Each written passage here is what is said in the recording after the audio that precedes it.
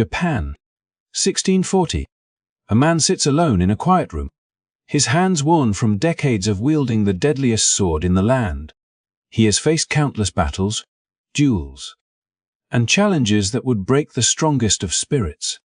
Yet, in these final days of his life, he is not thinking of fame, victory, or wealth.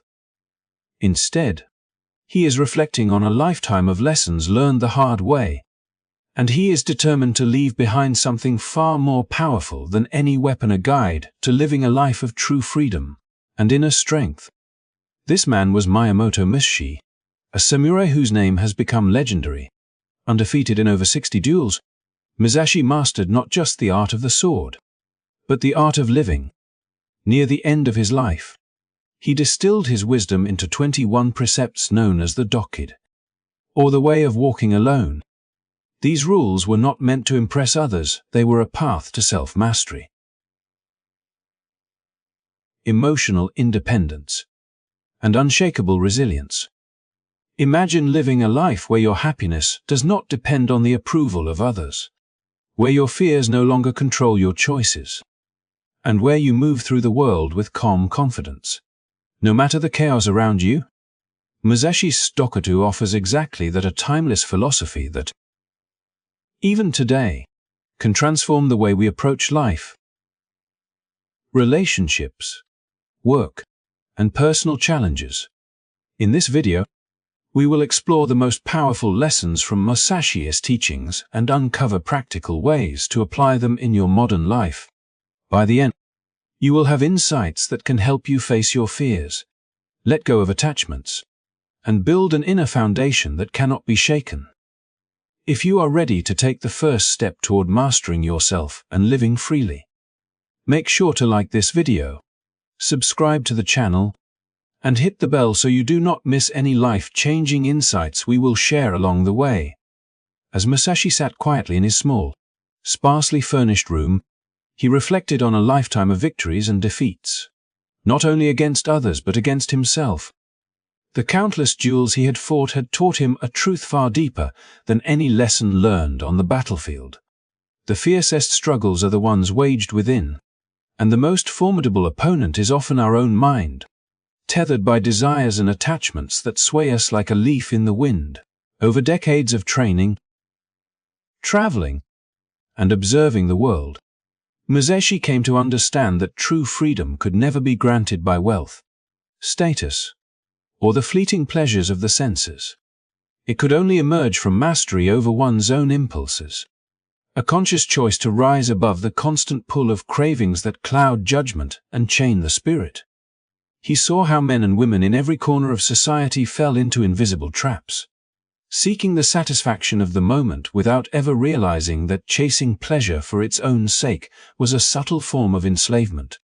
The heart that clung too tightly to luxury, accolades, or indulgences became fragile, for the world is impermanent and every possession can be lost in an instant.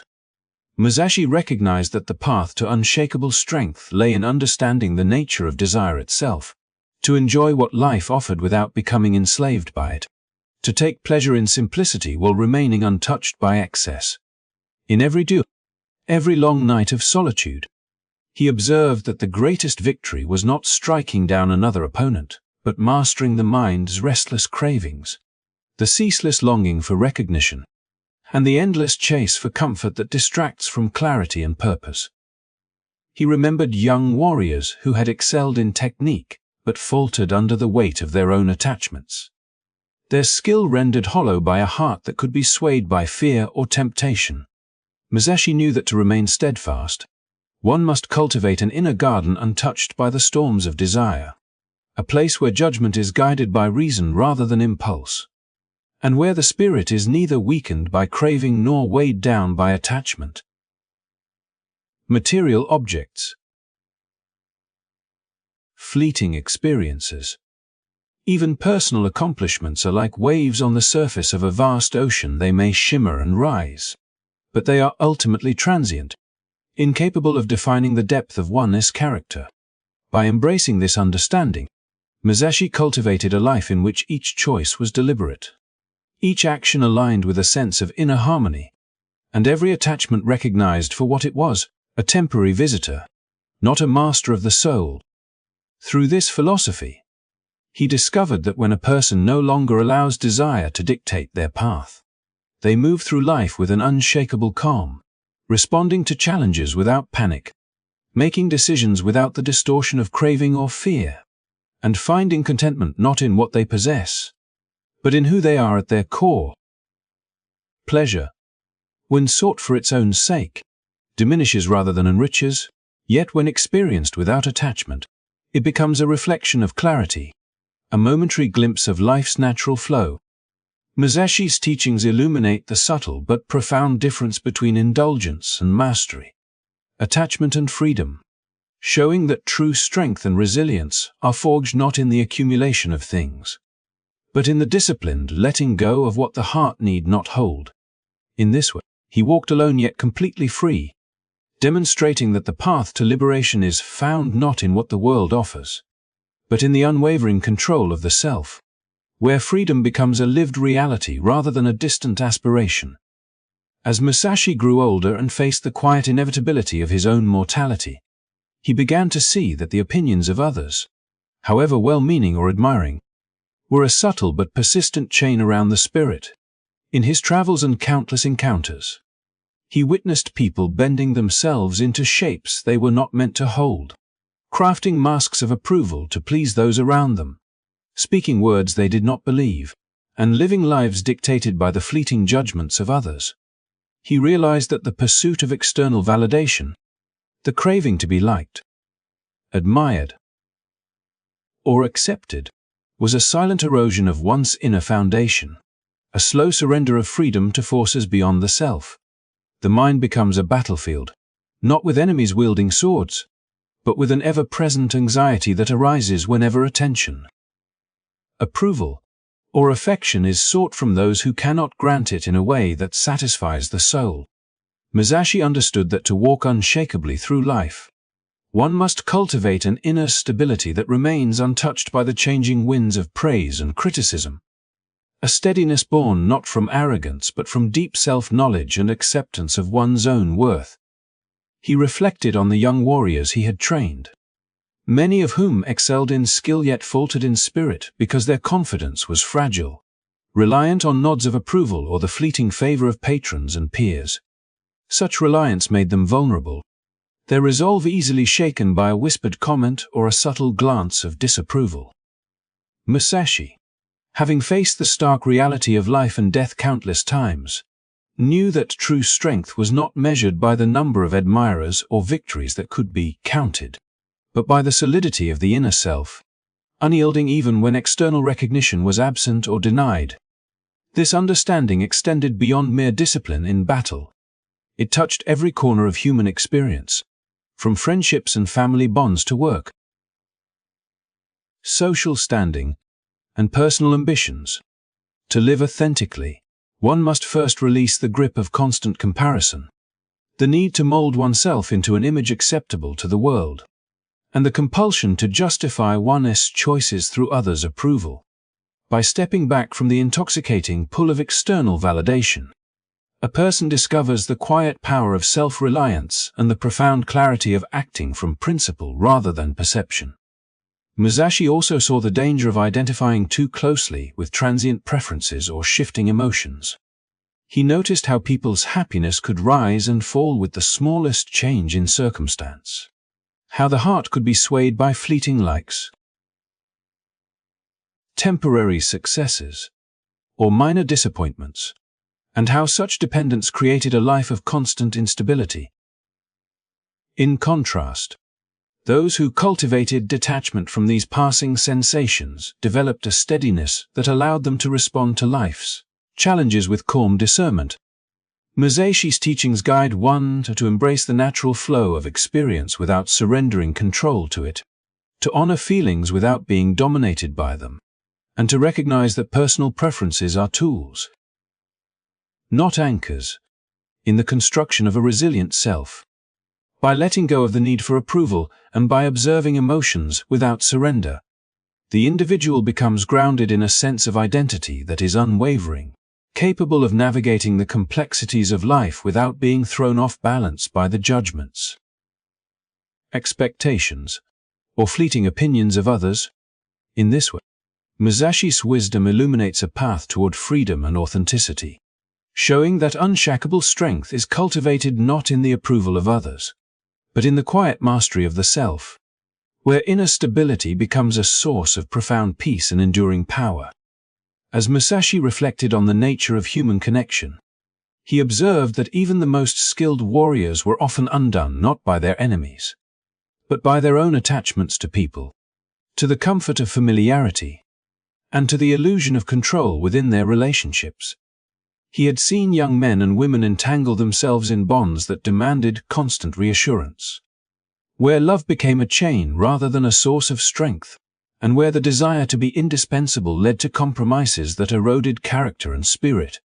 Through decades of observation and personal experience, Musashi understood that the truest form of connection did not arise from dependency, nor from the need to possess or control another, but from a foundation of mutual freedom, where each individual maintains their own autonomy while sharing life with another. Love, in its purest sense, he realized, is not about clinging or expecting. It is a dance of two independent spirits who choose to walk together, not because one cannot exist without the other, but because together they amplify each other's potential, respect each other's boundaries, and allow for the flourishing of both hearts. He often recalled moments when attachment had clouded judgment, leading people to surrender ambitions, alter their values, or compromise integrity in the pursuit of approval from a loved one. These compromises, though motivated by affection, often left a hollow emptiness, a quiet dissatisfaction that no external presence could fill. Musashi saw that the strength of a relationship is not measured by how much one gives up to maintain it, but by how much each person can remain whole and authentic while contributing freely to the bond. Emotional self-sufficiency, he noted, creates the space in which genuine affection can grow, untainted by fear or neediness, and allows each participant to offer love from abundance rather than from scarcity. In this way, both individuals are free to pursue personal growth, passions, and mastery over their own lives while nurturing a connection that enriches rather than confines. Even in modern terms, the principle remains profoundly relevant. When people enter relationships from a place of dependence, they risk losing sight of themselves, tethering their happiness and self-worth to another's actions or approval. Conversely, when two people cultivate their own stability, they engage in love not as a means of filling voids, but as an expression of shared strength and respect. The bond becomes resilient because it is rooted in choice and clarity rather than fear or compulsion, capable of weathering misunderstandings, disagreements, and the inevitable changes that life brings. Musashi's insight illuminates a subtle but transformative truth. The capacity to love deeply is inseparable from the capacity to be whole alone, and the freedom to walk independently is the very condition for walking together without losing oneself. By honoring autonomy within connection, one discovers that relationships can be both profound and enduring, capable of growth, harmony, and a depth that cannot exist when love is sought as a remedy for incompleteness. In this wisdom lies a timeless lesson, that true intimacy is not the absence of boundaries or the surrender of self, but the meeting of two complete and self-sufficient spirits, who choose each other freely, walk together willingly, and create a bond that thrives in freedom rather than dependence. In the quiet moments of reflection, Musashi would have observed that the struggles of the modern world, though wrapped in different forms, are remarkably similar to those he faced centuries ago. The challenges are less about life and death and more about the battles within, the subtle forces that pull the mind in conflicting directions and threaten to undermine peace and clarity. Social media, for instance, presents a constant stream of comparison and judgment, where every post, every picture, every like becomes a measure of self-worth, an invisible chain that binds attention and emotion to the reactions of others.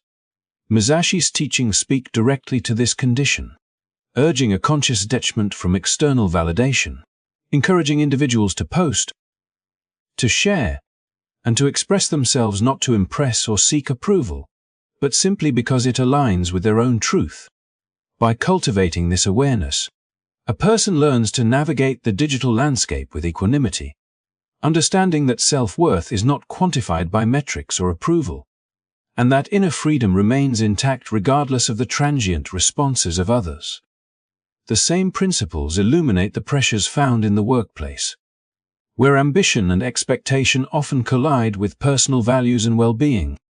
Employees may feel compelled to overextend themselves, to chase recognition, or to shape their work in a way that pleases supervisors or peers rather than reflecting their own standards of excellence.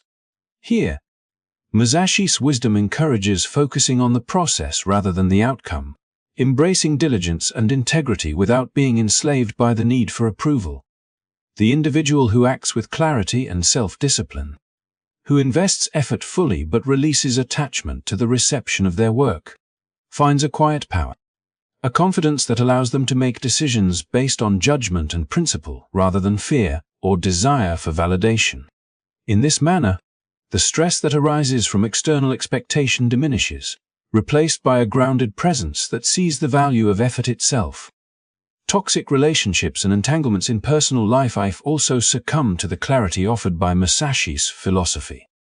People often remain tethered to connections that drain rather than uplift, motivated by fear of loneliness, guilt, or a misplaced sense of obligation. The teachings encourage discerning engagement, to recognize when attachment is rooted in dependence rather than mutual respect, and to act with courage, stepping away when necessary while remaining centered in one's own integrity. Emotional independence does not isolate but instead allows for authentic bonds to flourish, relationships where each person maintains self-sufficiency and choice, creating interactions that are both resilient and fulfilling. Consumerism, the endless chase for material comfort or status, is another arena where Musashi's insights resonate. Modern culture offers countless objects and experiences promising satisfaction. Yet often they are fleeting, and the more one seeks them for pleasure alone, the more one becomes a prisoner to desire. By cultivating discernment, by pausing to question whether a purchase, a pursuit, or a habit serves genuine need or simply feeds compulsion, individuals reclaim autonomy over their choices. Each moment of restraint, each deliberate decision, reinforces inner freedom and sharpens clarity, reducing the influence of external pressures and allowing life to be guided by conscious intent rather than fleeting impulses. Through these applications, Musashi's centuries-old teachings reveal a timeless pattern. The external forms of struggle may evolve, yet the internal battles remain, and mastery over desire, attachment, and dependency equips individuals to face them with poise, insight, and confidence. The philosophy is not an abstract doctrine, but a practical toolkit for modern living, offering pathways to act with intention, to move through anxiety and pressure with composure, and to cultivate relationships and choices that support freedom and clarity. By integrating these principles into daily life, one can navigate social, professional, and personal challenges with an unshakable sense of self, responding to the world not as a prisoner of circumstance but as a deliberate, centered, and empowered individual. As Musashi approached the final chapter of his life, he was acutely aware of the fleeting nature of existence, of the inevitable certainty that awaited every living being. In facing death, he found not despair, but clarity, a lens through which the trivial concerns, fleeting anxieties, and endless distractions of life fell away, revealing what truly mattered. He understood that most suffering arises not from external circumstances but from attachment to outcomes, fear of judgment, and the illusions of permanence in a world defined by impermanence. By acknowledging mortality, he sharpened his focus, aligning his actions and decisions with the principles that fostered freedom, integrity, and strength. To accept death was not to invite morbid obsession, but to awaken to life in its most vivid, purposeful form. This realization transforms the way one approaches every moment. Tasks that once seemed overwhelming become manageable when the weight of fear is lifted, and the pursuit of approval from others loses its power when confronted with the finite nature of time. Musashi teaches that living fully is not about accumulating accolades or possessions, but about cultivating an inner foundation so resilient that storms of circumstance, criticism, or loss cannot shake it. It is the cultivation of a self that is complete in itself, capable of joy, courage, and calm regardless of the external world. In this state, one acts with intention, speaks with authenticity, and navigates relationships and challenges with a sense of freedom that is impossible when chained to fear or dependency. Imagine approaching your own life with this mindset. Each decision measured by purpose rather than panic. Each interaction guided by integrity rather than neediness. Each moment embraced with gratitude rather than regret. The acceptance of mortality frees the spirit to pursue dreams that matter, to let go of grudges and petty anxieties, and to invest time and energy into what truly enriches the soul. It is a philosophy that invites fearless living, not the absence of fear, but the mastery of it, where courage and clarity are born from understanding the impermanence of all things. Musashi's Dokkōdō is more than a set of rules. It is a path to becoming unshakable, a roadmap for cultivating a life of autonomy, resilience, and profound freedom. By internalizing these principles, by practicing detachment, self-sufficiency, and purposeful action, anyone can achieve a state of inner strength that remains firm no matter the chaos around them. It is the art of living fully while preparing wisely, of walking confidently in the face of uncertainty, and of embracing life with the boldness that comes from truly knowing oneself. Thank you for joining me on this journey through the timeless wisdom of Miyamoto Musashi. If you found value in these insights and want to continue exploring philosophies that empower and transform, please like this video, subscribe to the channel, and hit the bell to stay updated with more life-changing content. Remember, the first step toward being unshakable is not just learning these lessons, it is choosing to live them. Start today, and let the principles of Dokkōdō guide you toward a life of freedom, clarity, and unwavering strength.